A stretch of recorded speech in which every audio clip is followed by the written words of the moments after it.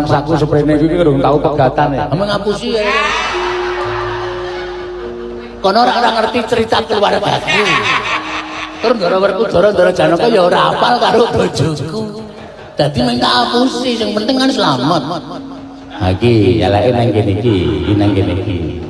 Kowe golek bela ning sarane ngapusi. Aku ora seneng mbok jujur. Nek jujur ya dhek cetha mbelani gurune sing pinterke Ndara Janaka ulah jempare iki Begawan Durna. Begawan Durna ya aja dianggep elek lho, Tru.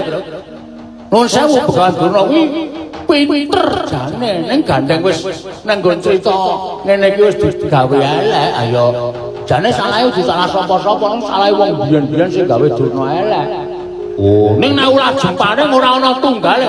Sesuane sing ditresnani iki Ndara Permadi. Iki kudu dibeda ruangan. Heeh. Nek dhewe ulah jempare top. Oh iya to. Aku ngeling ada zaman pendadaran siswa saka 5. Heeh. Ndara Permadi kon manah mripat manuk ning sirahe aja obah matane ceplik. Iso.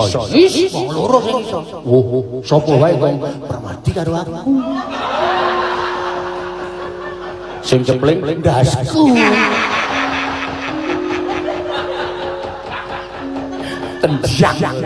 Oh, omong gandeng tenan. Mana ya? Ayo. Yo ditonton kae kene Ndara Permadi lan Ndara Werkudara Bungsu Kurawa. Ayo pokoke karo aku siap-siap wae. Ayo.